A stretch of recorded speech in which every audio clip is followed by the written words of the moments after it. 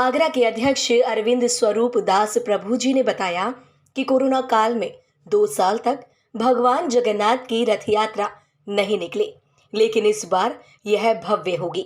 जगन्नाथ जी के रथ ताल ध्वज का निर्माण शुरू हो चुका है। यह 4 रंगों हरा, काला, लाल और पीला के साथ ही विशेष साज सज्जा में होगा। रथ यात्रा 1 जुलाई को निकलेगी। भगवान श्री कृष्ण जगन्नाथ जी के रूप में रथ पर उनके साथ बड़े भाई बलराम, बलभद्र या बलदेव और बहन देवी सुभद्रा विराजमान होंगी। उनकी पूजा होगी। कहा जाता है कि भगवान श्री कृष्ण के अवतार जगन्नाथ जी की रथ यात्रा का पुण्य 100 यज्ञों के समान होता है। प्रबंध समिति के कांता प्रसाद अग्रवाल ने बताया कि रथ यात्रा के प्रारंभ को लेकर कथा मिलती है कि रथ यात्रा एक ऐसी पर्व है जिसमें भगवान जगन्नाथ चलकर अपने भक्तों के बीच आते हैं और उनके सुख दुख में सहभागी होते हैं। कि स्कंद पुराण में स्पष्ट कहा गया है कि जो भी व्यक्ति रथ यात्रा में शामिल होता है वह जीवन मरण के चक्र से मुक्त होता है। बुलाया गया है कि एक बहुत बड़े आयोजन में सहयोग के लिए, क्योंकि 2 साल से जगन्नाथ जी की जो रथ यात्रा थी वो नहीं आयोजित हो पा रही थी कोविड प्रोटोकॉल के कारण। तो 2 साल बाद ये आयोजित हो रही है। 2 साल हुई पर प्रतीकात्मक रूप में, सूक्ष्म रूप में हुई। तो इस बार भक्तों का बहुत उत्साह है जो 1 जुलाई को आयोजित होगी, तो उसी के लिए आप सभी को बुलाया गया है।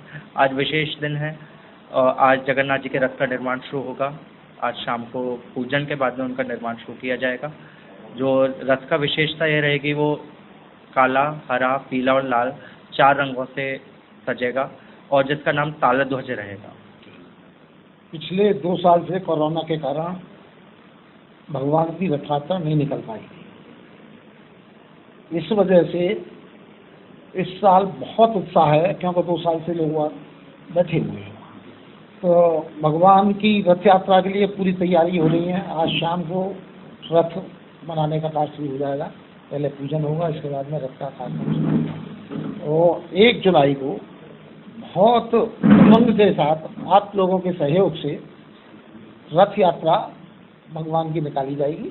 इसी के लिए हमने आप लोगों को बुलाया है कि एक आमंत्रित रथ यात्रा के लिए कि आज से हमारी तैयारी हो गई है और 1 जुलाई से रथ यात्रा क्या किस तरीके हमारा तो अध्यक्ष आपको बता रहे हैं।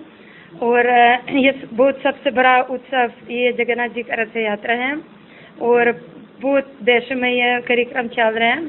कोरोना के कारण अभी तक गलियों में साधक पर जगन्नाथ जी अपना दर्शन नहीं दिया, लेकिन मैं पिछले साल में खुद देखा 4 रथ यात्रा यहाँ मंदिर के अंदर हुआ। और अभी जगन्नाथ जी सभी अगरवासियों का दर्शन अपना देंगे। और मेरा अगरवासी के साथ एक निवेदन हो, आप सभी कृपया इस कार्यक्रम में आ जाए, क्योंकि जैसे मंदिर में आप जब आते हैं कोई भी मंदिर, तो आप देख रहे हैं 1-2 पुजारी ठाकुर जी का सेवा कर रहे हैं।